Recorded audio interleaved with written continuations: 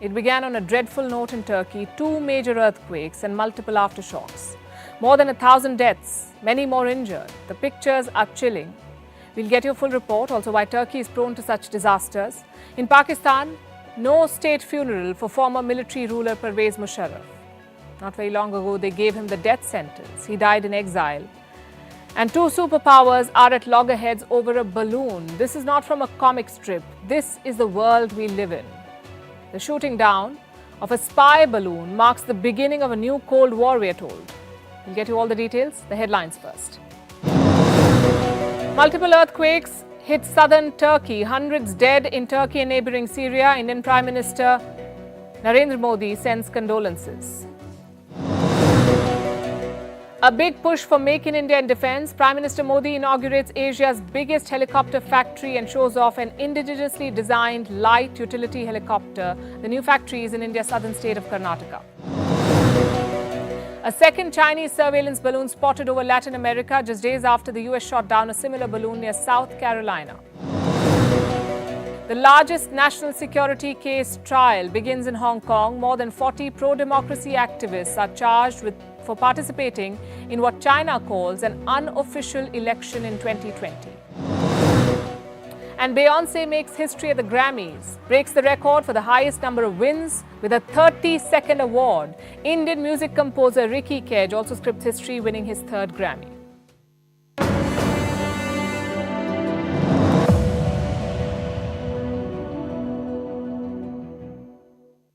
We start with Turkey today. Multiple earthquakes have rocked southern Turkey. The first one came before the break of dawn.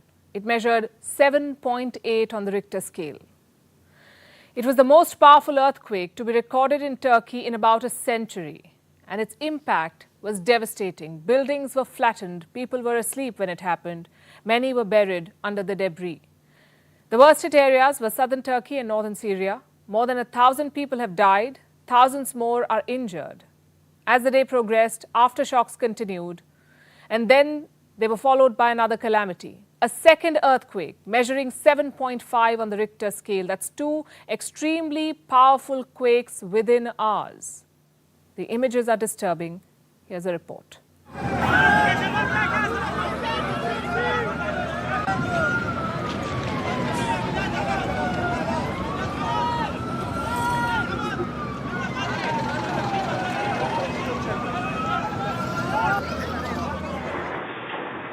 A magnitude 7.8 earthquake struck southern Turkey in the early hours of Monday. While people were still asleep, buildings collapsed in Turkey and neighboring Syria.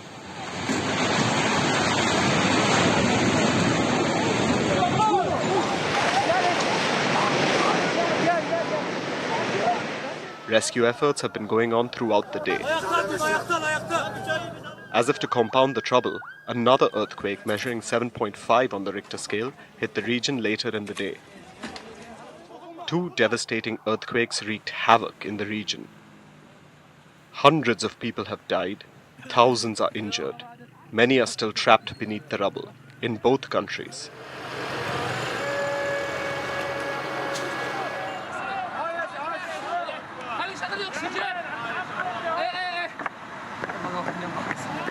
First, let's take a look at Turkey. The first earthquake's epicenter was near the city of Gaziantep. Its ferocity caused damage to the city's castle. All of southern Turkey felt the impact. Major cities like Adana and Diyarbakir were covered in debris. I was sleeping when my wife suddenly woke me up. The quake was very severe, very scary.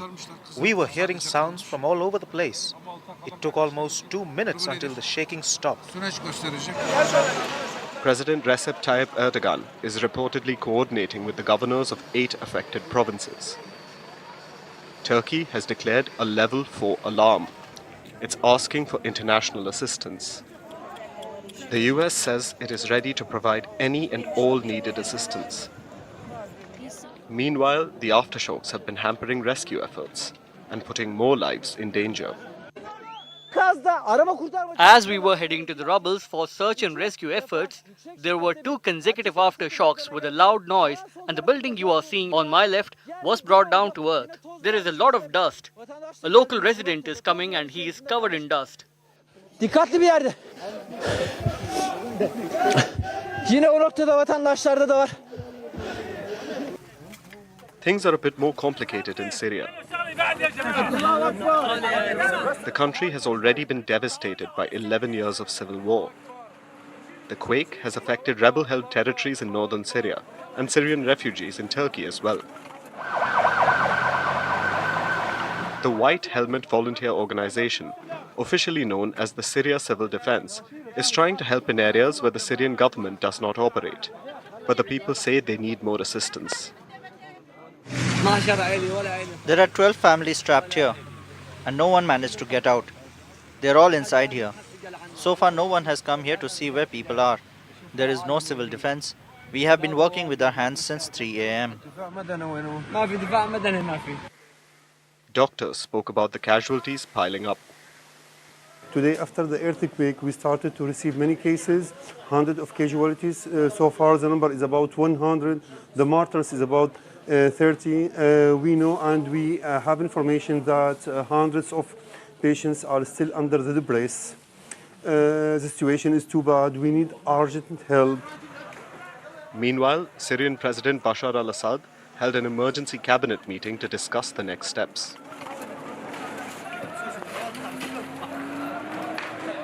Today's first earthquake was the most powerful recorded in Turkey since 1939. And it's also the one with the highest official death toll since the 1999 Izmit quake. Earthquakes are common in Turkey. That's because the country lies on a seismically active zone. It will take days to assess the final death toll of today's earthquakes, and both Turkey and Syria will need years to rebuild.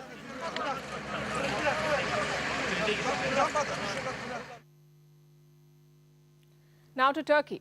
President Erdogan will be contesting an election this summer for another term in office. But right now, he's fighting more than the domestic opposition. Erdogan is pitted against his NATO partners, and the differences are turning into disputes. 9 countries have shut their diplomatic missions in Turkey.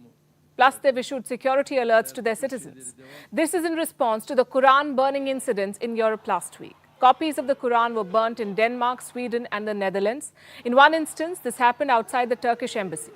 Now, European diplomats fear reprisals and violent reprisals. So they've issued advisories. And Turkey is not happy about any of this. Last Thursday, it summoned the ambassadors of 9 countries. Among them were the US, Germany, France and the Netherlands. Turkey has called their security alerts, quote-unquote, irresponsible statements. Turkey's interior minister has spoken. He says the West is launching a quote-unquote psychological war against his country. And remember, Turkey is a NATO member. These countries should technically be its allies. So why are they at odds? A, because Erdogan is playing hardball, he is blocking NATO expansion, and B, because he's helping Russia. New data has come out. It shows the extent of support Turkey is giving to the Russian war machine. And before we share the details, here's a question we want to ask you. How is Russia fighting this war? It has been sanctioned left, right and center. The West has been trying to cripple its economy and military, yet Russia keeps manufacturing arms and ammunition and it keeps bombarding Ukraine. In fact, Russia's economy is expected to do better than Britain's. How are they doing that? The answer lies in Russia's customs data. It shows which countries have been buying and selling goods to and from Russia and what kind of goods.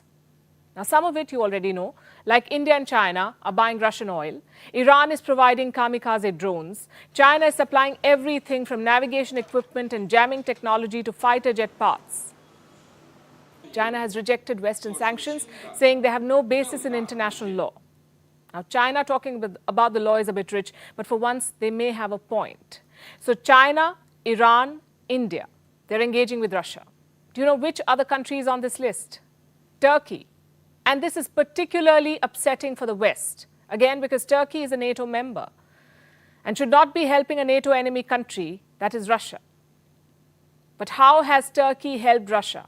Between March and October last year, Turkey exported millions of dollars worth of dual-use goods. Now, what exactly are dual-use goods? Goods that can be used for multiple purposes, military and non-military, something like rubber and plastic. Both obviously have civilian uses, rubber and plastic, but the military needs them too. Russia needs rubber to make plates that protect its T-80 battle tanks. And certain plastics are needed to make tanks, ships, body armor and helmets. So these are dual use. They're also banned under the sanctions regime. But Turkey was selling them to Russia. It also exported other banned items like machinery, electronics, spare parts and vehicles. Reports say at least 13 Turkish companies sent goods to 10 sanctioned Russian firms. The exports were worth more than $33 million. A large chunk of these were American-made goods. And this is a direct violation of US export controls. How did Turkey get away with this? Because it worked with both sides. Turkey shares good relations with both Moscow and Kiev. Remember, it brokered a deal last year, the grain export deal between Russia and Ukraine. Turkey was at the center of it. Turkey is supplying weapons to Ukraine, like the Bayraktar drones. And it remains in Russia's good books. Turkey says it's not following American sanctions on Russia. It is only enforcing the United Nations sanctions, and that doesn't really amount to very much because Russia can always veto sanctions at the UN. So Turkey is giving its NATO partners a hard time. Needless to say, they're upset. The US has been mounting pressure. Last week, America dispatched a top diplomat to Turkey, a full team, in fact. They asked Turkey to cooperate with the sanctions and followed it up with a warning. Turkey could lose access to G7 markets, they said. What was Turkey's response? Well, it has relented on some fronts, like servicing aircraft. The West bans the service of American-made aircraft in Russia and Belarus. Turkey will now follow this ban. Its largest airport ground service provider has written to Moscow and Minsk. The Americans shot out warnings to the UAE and Oman as well. They're trying to squeeze Russia from all sides, but sanctions, we know, have always had limited success. And with partners like Turkey, closing all loopholes may be impossible. Now let's talk about that Chinese spy balloon. The one that shot into the headlines last week was shot down over the weekend and has deflated hopes of a China-US truce. The balloon was shot down by an American F-22 jet. China says this is indiscriminate use of force over a balloon. Do you know what their defense budgets are? China, $229 billion. America, around $344 billion. And now they've come to blows over a balloon. Would have been comical had it not been so serious. Two superpowers are on the edge. This is being called the official beginning of a new Cold War, and it's quite a story. Let's start from the beginning. A balloon appears in American skies. It throws the defense apparatus in a tizzy. They debate on the response. What should they do? Finally, the president speaks. Bring it down, says Joe Biden. On Wednesday, when I was briefed on the balloon, I ordered the Pentagon to shoot it down on Wednesday as soon as possible. They decided, without doing damage to anyone on the ground, they decided that the best time to do that was when we got over water outside within 12-mile limit. They successfully took it down, and I want to compliment our aviators who did it, and we'll have more to report on this a little later. They used a U.S. military jet to get China's balloon. They also got China's goat. Beijing has issued a strong statement saying it reserved the right to use necessary means to deal with similar situations. In other words, we've got jets too, and we can fire them too. But what will Beijing shoot down? That they haven't said yet. This is quite a mess though. Heads have begun to roll. China's top meteorologist has been fired and Beijing has tried all tricks. Last week it expressed regret over the incident. Now it is accusing the US of using indiscriminate force. It is calling the American operation a provocation. As for the Americans, they made it quite an elaborate affair. They dispatched multiple jets to take care of one balloon. Finally, this one took the shot. The F-22 Raptor, the most advanced aircraft in the world, also the most expensive. One F-22 Raptor can cost anywhere between $130 to $300 million, depending upon the specifications of the plane. A supersonic air-to-air missile was used to shoot down this balloon. It costs $400,000. Did America really need to spend tens of thousands of dollars on a balloon? Looks like a classic case of using a sledgehammer to crack a nut. Well, that's the United States of America for you. Meanwhile, one thing is amply clear. The US and China are now in a state of Cold War. The events of last week are eerily similar to the first Cold War, the way it began, the one between America and Russia. You would remember how it began with the launch of the Sputnik in 1957, the world's first artificial satellite built by the Soviet Union. The US was taken aback. In response, it created a space agency called NASA and kicked off a space race between the two powers. 3 years later, in 1960, the Soviet Union shot down an American spy plane. A U-2 aircraft was hit by a surface-to-air missile. It crashed near modern-day Yekaterinburg. That's in Russia. More than 60 years later, the Soviet Union has disintegrated and America is shooting down Chinese spy balloons with missiles. By the way, this is not the first one from China. Balloons appeared during the Trump years too. Reports say there were at least 3 such sightings. They came to light only after Trump left office. Let's come back to this balloon, the latest one.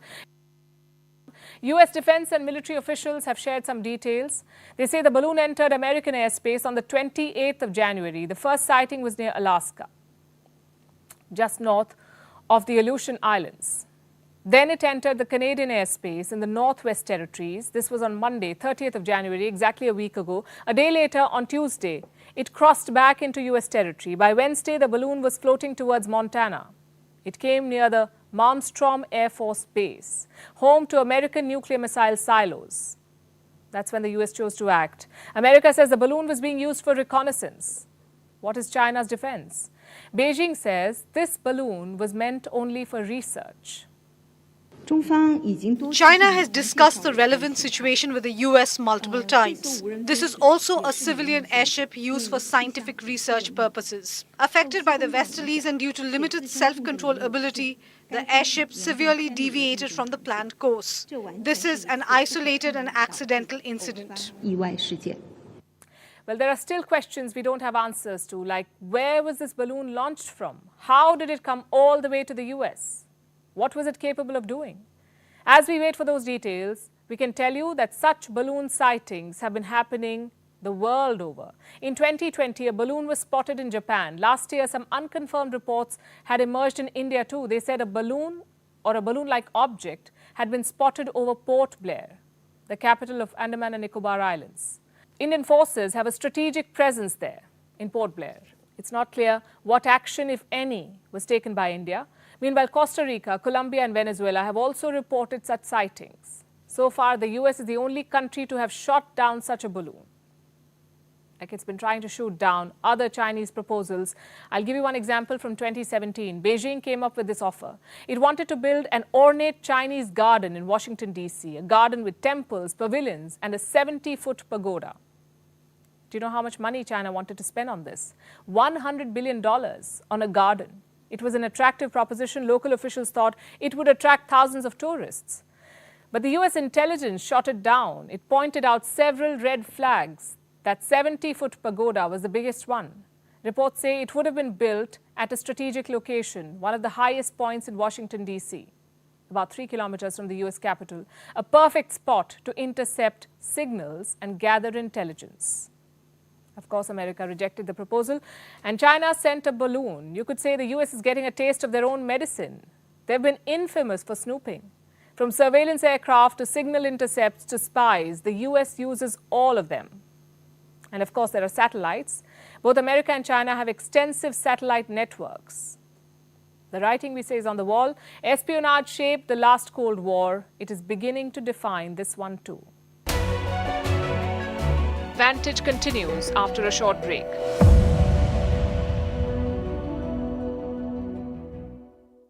Which profit from short selling, and its credibility is under some suspicion. I give some credit to that. Okay. But let us also realize that Forbes, the New York Times, and today Wall Street Journal, they are not the fake news agencies.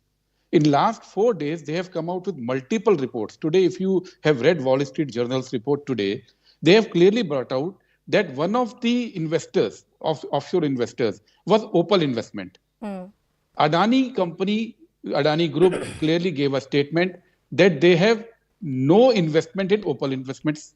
They have no link with Opal Investment. Wall Street Journal did its own investigation and came out with the fact that Opal Investment is floated by Trust Link, whose directors are Vinod Adani, the brother of Gautam Adani, and Subir Mitra, who is the CEO of Adani Power. Now, same company is investing into Adani Power.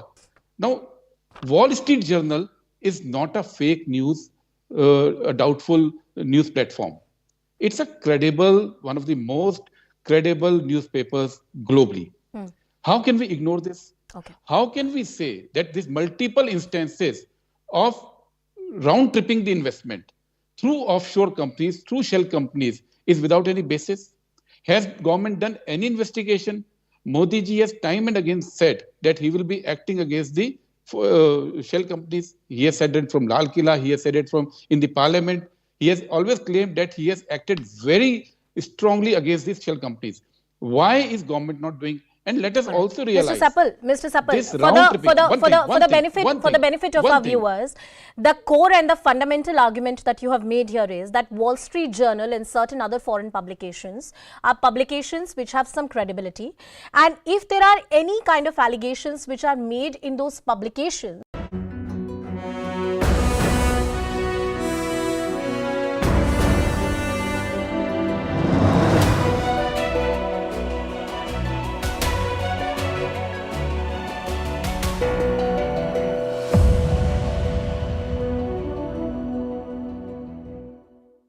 Pakistan's former military ruler Parvez Musharraf has died. He was 79 years old, living in exile in Dubai since 2016.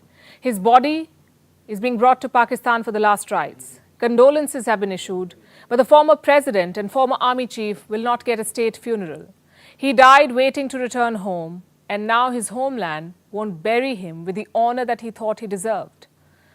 Those who followed Musharraf's story would say he's reaping what he sowed. As army chief, he led the Kargil war against India. He is infamous for not having taken back the bodies of the Pakistani soldiers who died. He denied the most basic courtesy to his soldiers. And he has been paid back in kind. Musharraf's story is worth telling. A story of ambition, deceit, and defeat.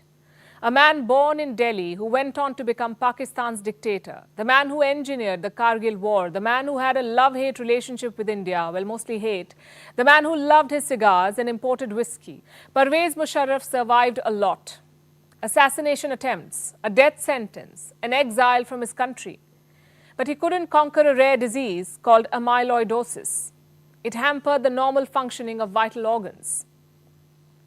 Musharraf had a wife and 2 children. None of them lives in Pakistan. The general had a larger-than-life image of himself. He fought 2 wars with India, first in 1965, then in 1971. Pakistan lost both, but that did not stop Parvez Musharraf from feeling proud of himself. A cat with 9 lives, that's what the dictator liked to call himself. Well, even 9 lives were not enough for him. He wanted more. He ruled Pakistan for close to a decade. He deposed Nawaz Sharif as Prime Minister in a dramatic yet bloodless coup. That was in 1999. His rule lasted until 2008. It was a very happening decade for Pakistan. The country witnessed rapid economic growth, but Musharraf's rule did more harm than good. He destroyed whatever was left of democracy in his country. He pursued the policy of state-sponsored terrorism. And today Pakistan is paying the price. Musharraf had a prescription for his country. He called it enlightened moderation. He said that's how Pakistani Muslims should lead their lives. He portrayed himself as a champion of liberal social values. The economy grew under him, but so did terror attacks. Every attack claimed hundreds of lives. The people were horrified. Who can forget the Pakistani Army's operation in Islamabad's Red Mosque? It is considered the deadliest fight between the Pakistani Army and homegrown terrorists. The operation lasted 9 days. The Islamists were angry. Then Musharraf fired Supreme Court judges. The courts were angry. Soon the people of Pakistan were angry too. By 2007, there were street protests against him. Violence became the order of the day. Former Prime Minister Benazir Bhutto was assassinated. There was a marked uptick in anarchy. Musharraf's charade of liberalism fell. In 2007, he blacked out media outlets. suspended the constitution and removed the country's chief justice. It all went downhill for him after that. He faced the threat of impeachment. Finally, he resigned. In 2013, a Pakistani court charged him for the murder of Bhutto. He would later go on to face treason charges. For all his attempts at liberalizing Pakistani society, Musharraf at the end of the day was a dictator. And being a military dictator is not extraordinary in Pakistan, but Musharraf messed up a lot. No wonder Pakistan's leadership has offered token condolences at his demise. Prime Minister Shehbaz Sharif said he was praying for the forgiveness of the deceased and the patience of the family.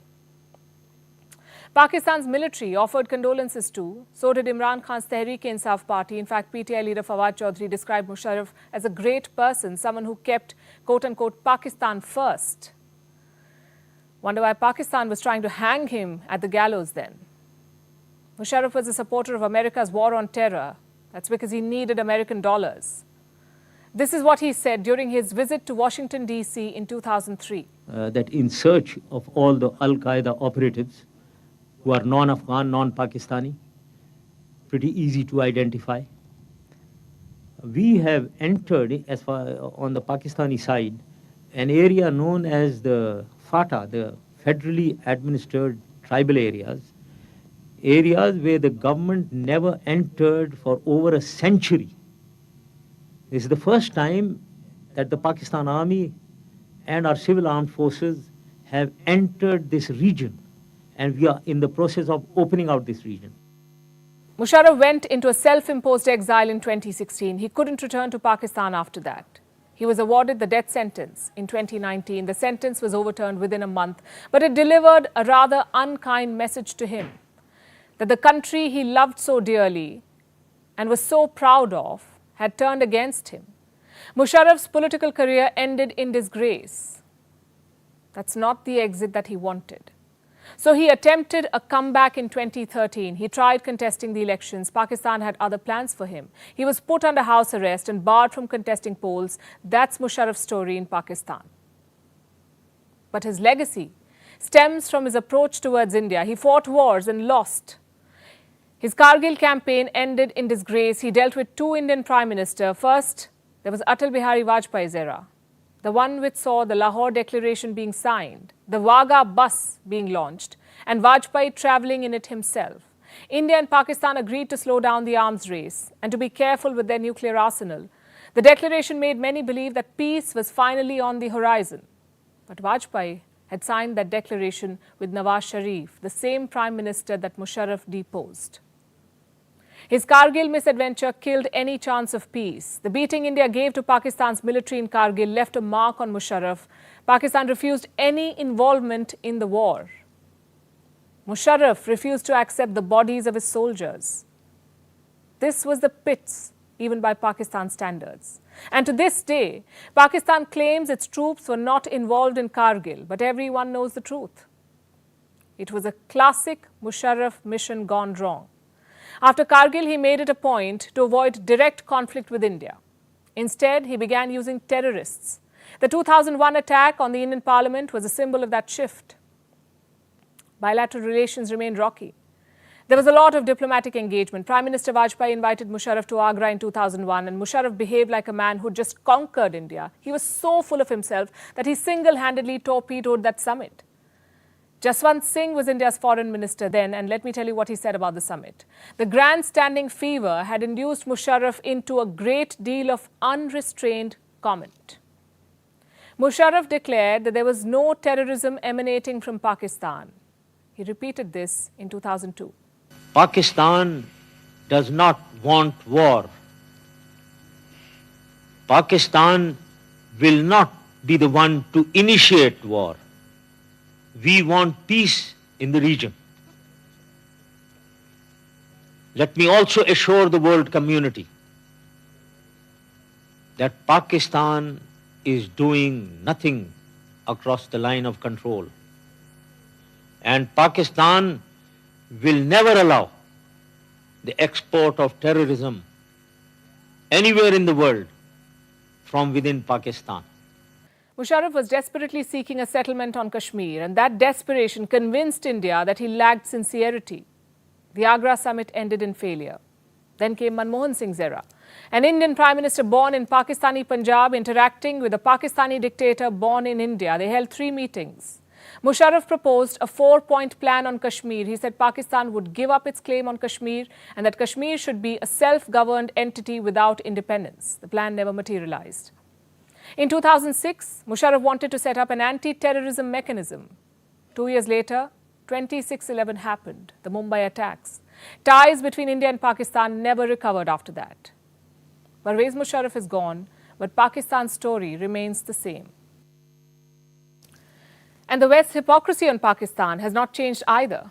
One moment, they want to grandstand on fighting terrorism. Another, they want to write glowing obituaries on a man who mastered using terrorism as a state policy. Western powers saw Musharraf as an ally, a friend who helped them achieve their goals. Perhaps no Pakistani leader has earned America's friendship more than Parvez Musharraf.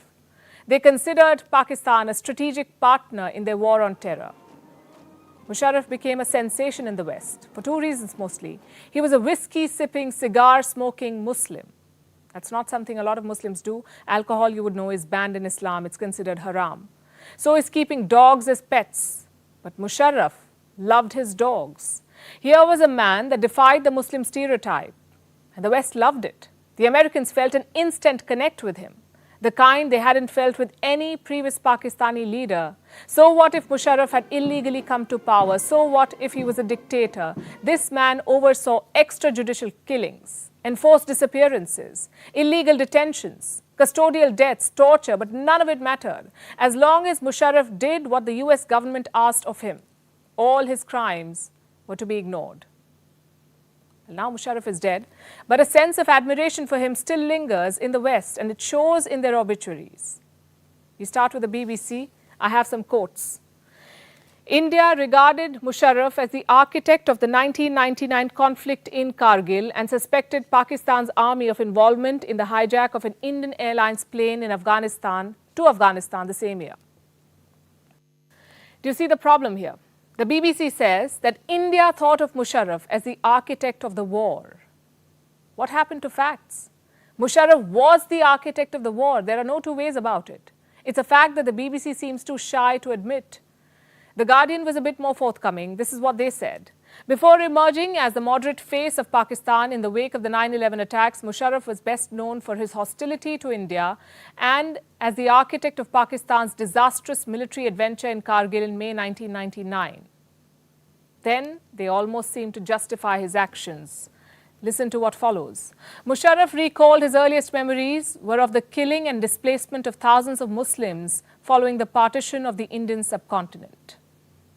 Thousands of Muslims, not Sikhs, not Hindus, who also perished during partition. But it's the New York Times that takes the cake, really. It portrayed Musharraf as a paragon of peace. Let me quote from what they said. Mr. Musharraf also set out to find a peaceful solution to the Kashmir dispute. He met several times with Indian leaders and agreed with them on measures to reduce tensions. In 2004, before a thrilled television audience of several hundred million, the two countries played their first cricket match in 15 years. Well, here's some context for NYT. Musharraf's military campaign in Kargil was an embarrassing failure. He had no choice but to behave himself, especially when dealing with India. It was the then Indian Prime Minister Atal Bihari Vajpayee who extended an olive branch. The West sees Musharraf from a very flawed prism. He was not an ally in the war on terror as a matter of principle. He was there because Washington had a gun to his head. He had no choice. Plus, supporting America came with a lot of rewards. Musharraf got direct access to the White House and Pakistan got a lot of aid, approximately $1 billion every year, $1 billion, mostly military aid.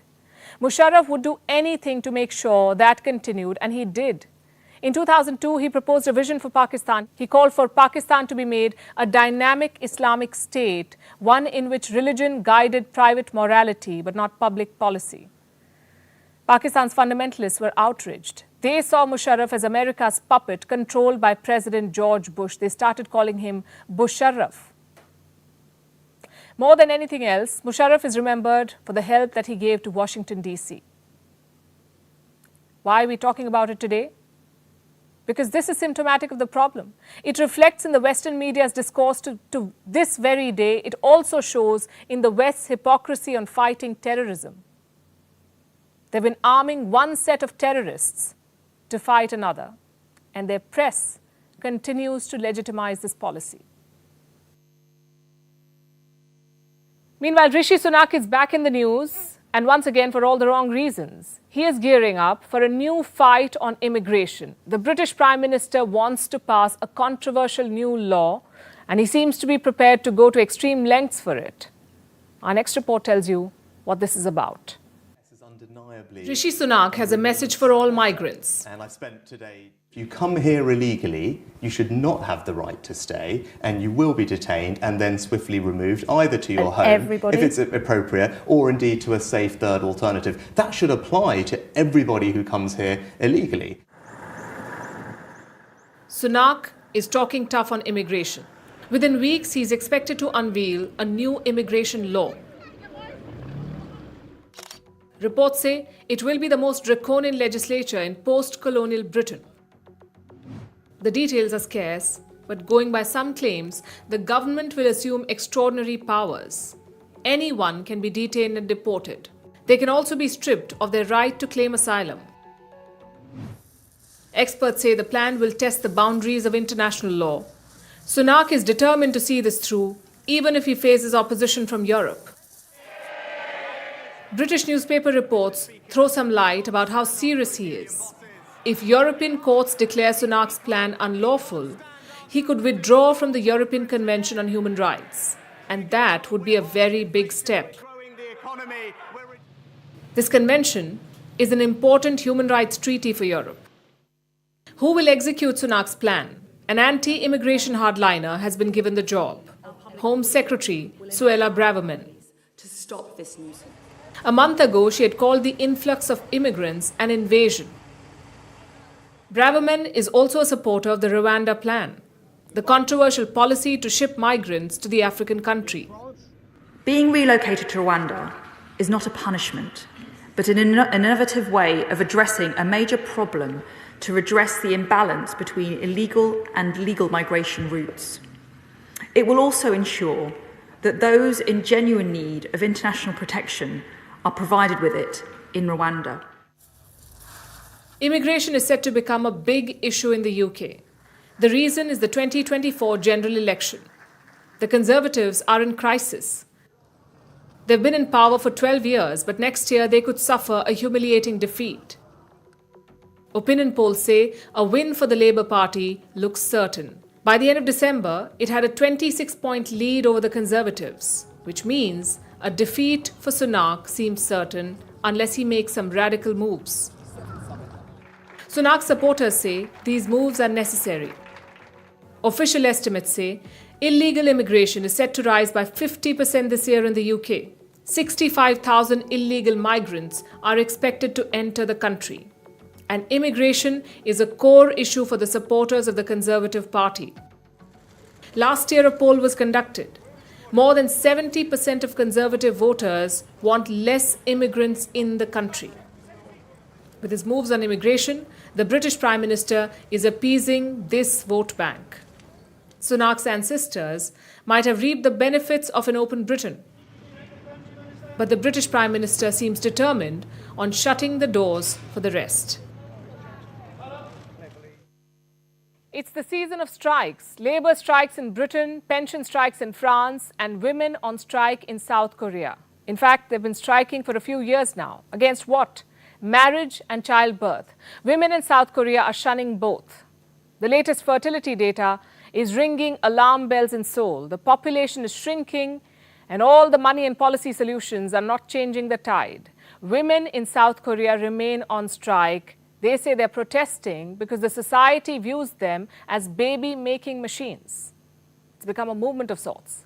A movement called the 4 No's. What are the 4 No's? No to dating, no to sex, no to marriage, and no to childbearing. That's what the women of South Korea say. Look at the survey from 2022.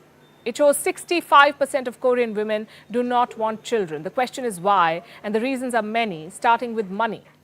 The cost of raising children is high. In fact, South Korea is said to be the most expensive country to raise a child. plus housing is unaffordable.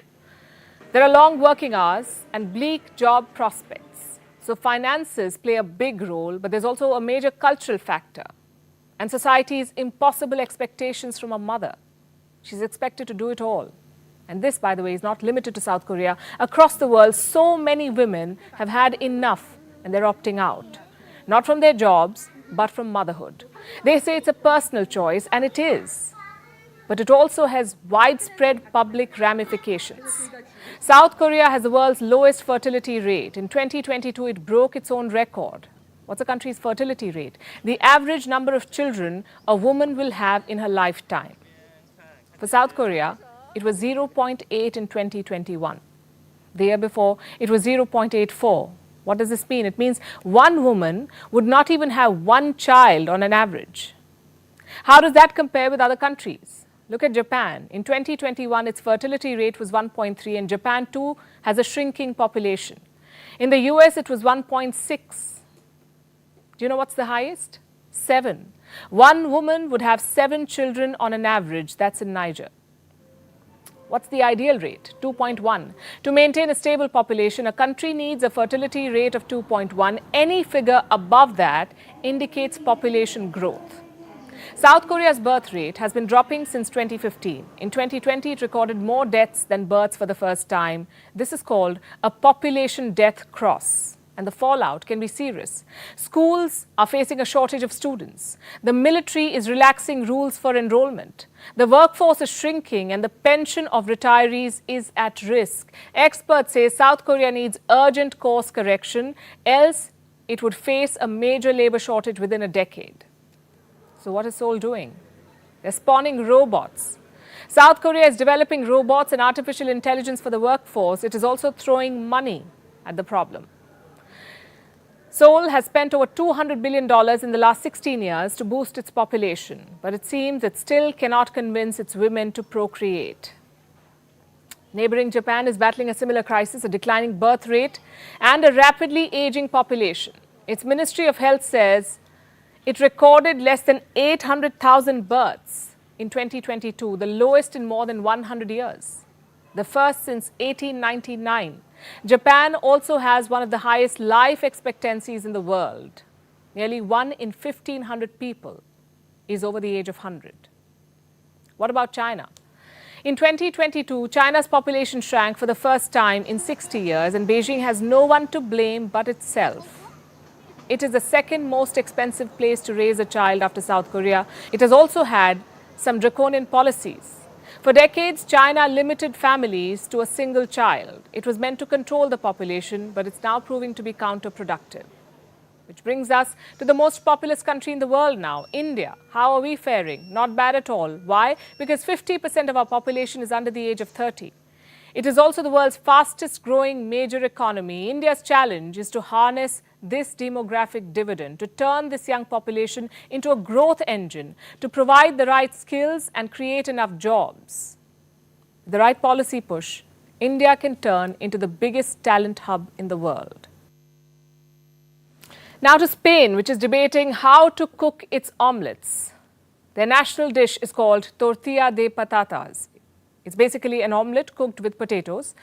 It's very popular. Usually it makes people hungry, but now it's making them angry. More than 100 people have fallen ill with suspected salmonella poisoning. Some of them ended up in hospital. They had the famous omelette at a famous restaurant in Madrid, Casa Dani. It's not just an eating joint, it's a gastronomic institution in Spain. The Spanish government had to intervene, and a national debate on eggs has followed.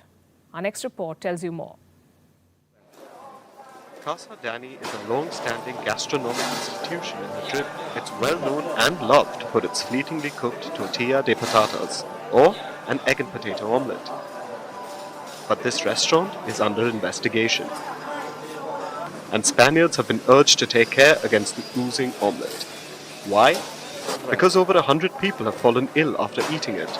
And last week, the restaurant apologized. It will remain shut till the investigation is over. This restaurant has been serving happy customers since the late 1800s, and it serves over 100,000 tortillas each year. So what went wrong? a Salmonella outbreak. Salmonella is a type of bacteria that affects the intestinal tract. It can cause infection through contaminated water or food. It's fairly common to get this infection through eggs. Salmonella can get on the shells of eggs when birds lay them, or when the eggs touch bird droppings. It can also contaminate the egg's contents while it's still forming, specifically before the shells are formed. And Spain is not the only country facing a Salmonella outbreak. Most recently, Sweden faced a similar problem with over 50 people falling ill. Restaurants in Abu Dhabi are also getting shut after a Salmonella outbreak. Many other countries are in the same boat, with hundreds of people falling sick over the last 2 years. This includes China, France, the Netherlands, UK and Norway. Studies claim that eggs are the leading cause behind Salmonella outbreaks in Europe.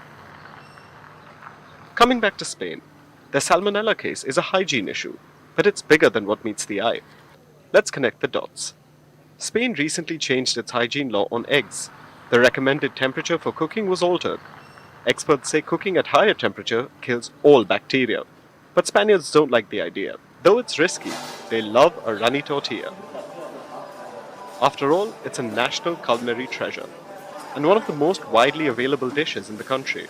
In fact, legend says that during the siege of Bilbao in 1936, a Carlist general invented this dish as an easy and nutritious fix. According to another tale, Spanish war prisoners learnt the recipe in 1665 and brought it to Spain upon their release. In fact, this dish is widely celebrated till date. It's a fan favorite during the country's Tortilla Day. The Spanish omelette is part of Spain's very fiber. And though it's not devoid of debates, including whether or not onion should be added to it, or whether it should be runny or well set, this time tortilla lovers will have to put their disagreements aside, because the risks may be bigger than just a war for taste buds. As experts have said, with a liquid tortilla, you're playing a wheel of fortune with Salmonella. And now it's time to wrap up with Vantage shots, images that tell the story. Now, you and I have been enjoying the winter, sipping on our hot cups of tea, sitting cozy in our blankets and sleeping in peace at night, all thanks to our brave soldiers in Kashmir. They've been dealing with chilling temperatures to keep us safe. Here's expressing gratitude. And we also have a video from the US to give you an idea of how cold it is. In the state of Texas, a tree froze and bent over a vehicle parked next to it. And finally, if you've had a rough Monday, here's what might lighten your mood. A dog in Portugal turned 30 and became the world's oldest dog. His name is Bobby. And his story tells you that miracles do happen. Thank you for watching. See you tomorrow.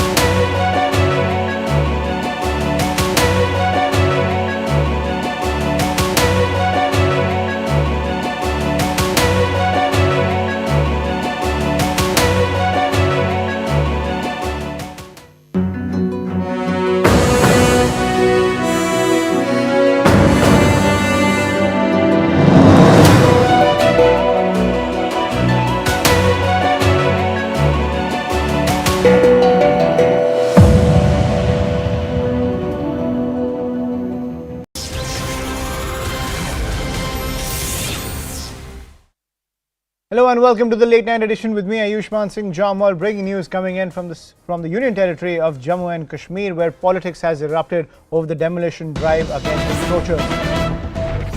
Now, PDP Chief Mehbooba Mufti has hit out at the J&K administration over the demolition drive in the Union Territory against encroachers. She has tweeted, and I quote, "I have requested all national opposition leaders to raise the issue of the government's demolition drive across J&K against its own people in the garb of reclaiming state land from encroachers. No notices have been served and neither do they accept proof of ownership. Simply inhuman and unjust." That's the piece of breaking news coming in from the PDP camp, where, as you can see, Mehbooba Mufti has hit out at the Jammu and Kashmir administration. She has tweeted, and I quote, "I have requested all national opposition leaders to raise the issue of the government's demolition drive across J&K against its own people in the garb of reclaiming state land from encroachers. No notices have been served and neither do they accept proof of ownership." I'm joined by my colleague Tajinder Singh Sodhi, who's getting us this piece of breaking news. Tajinder, is this pure politicking, or are cases like this emerging on the ground amid the demolition drive?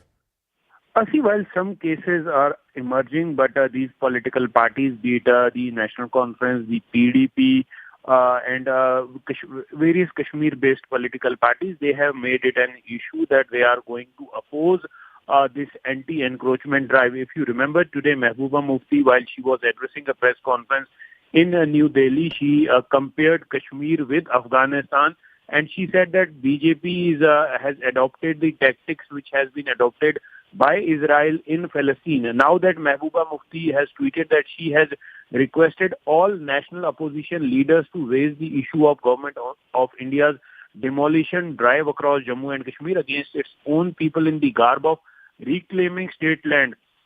But Ayushman, in reality, this is a fact that large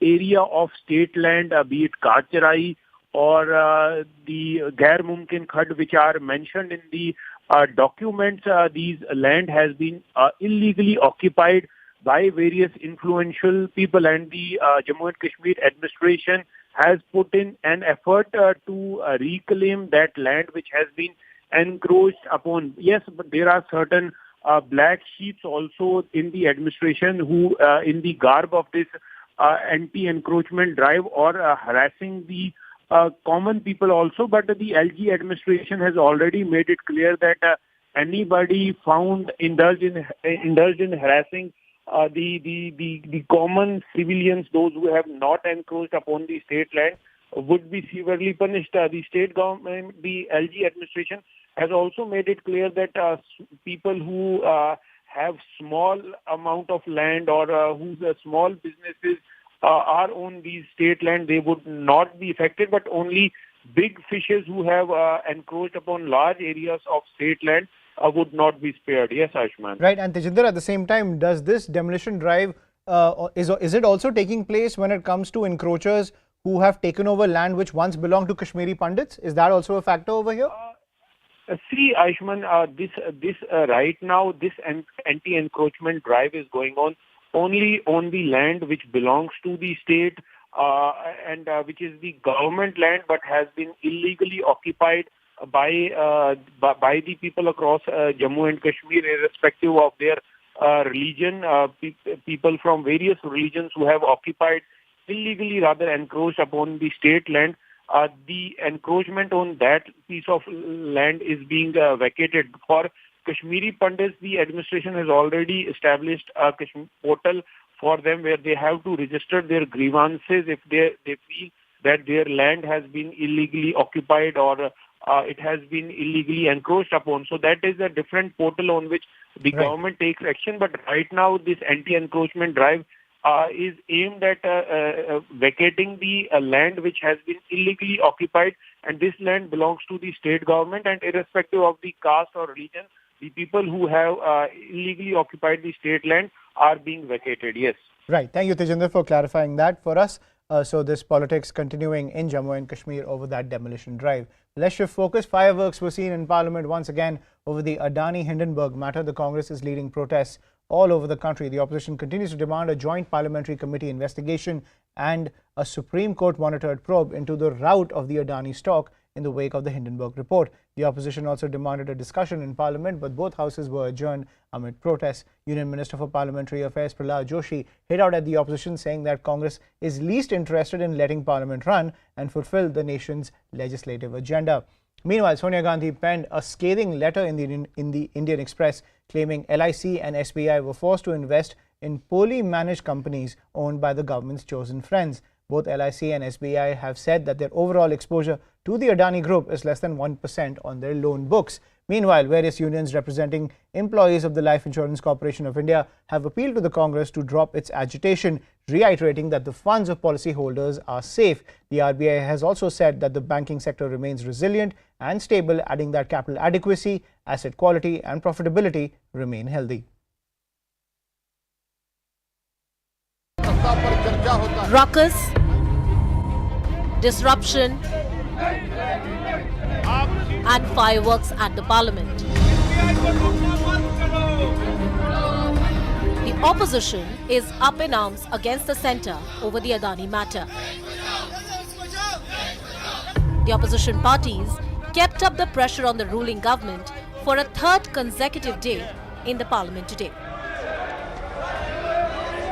They are demanding a detailed response from the government on the Adani Group crisis and the risk it poses to the public sector institutions like LIC and SBI. The government kept urging the opposition to let the proceedings begin and then the issue can be discussed. But the opposition continued with its protest. संसद का ये समय अमूल्य समय है, ये बहुत अमूल्य समय है। मैं निवेदन करता हूं, कृपया अपने सीट पे जाइए, चर्चा शुरू करिए। The Congress party also took out a nationwide stir today and demanded an impartial probe into Hindenburg report. Former party president Sonia Gandhi penned a scathing article in a leading daily and alleged that LIC and SBI were forced to invest in poorly managed companies which were owned by the government's chosen friends. सरकार को discussion allow करना चाहिए। आप देखना पूरी कोशिश होगी और ये सरकार नहीं मोदी जी पूरी कोशिश करेंगे कि पार्लियामेंट में अदानी जी का डिस्कशन ना हो जाए। हमारा मुद्दा ये है जो आज गड़बड़ी पूरे देश में हो रही है, नेशनली और इंटरनेशनली जो ये सब्जेक्ट आज उठा है, इसके ऊपर मोदी जी जवाब दें। While speaking to News 18 Group Editor-in-Chief Rahul Joshi, Finance Minister Nirmala Sitharaman spoke about the matter and claimed that SBI and LIC's exposure is well within the permitted limits. Indian banking sector today is at a comfortable level. One instance, however much talked about globally it may be, I would think is not going to be indicative of how well Indian financial markets are governed. Not only this, SBI chairman, while speaking to CNBC, claimed that their overall exposure in the Adani Group is just about 0.88% of the loan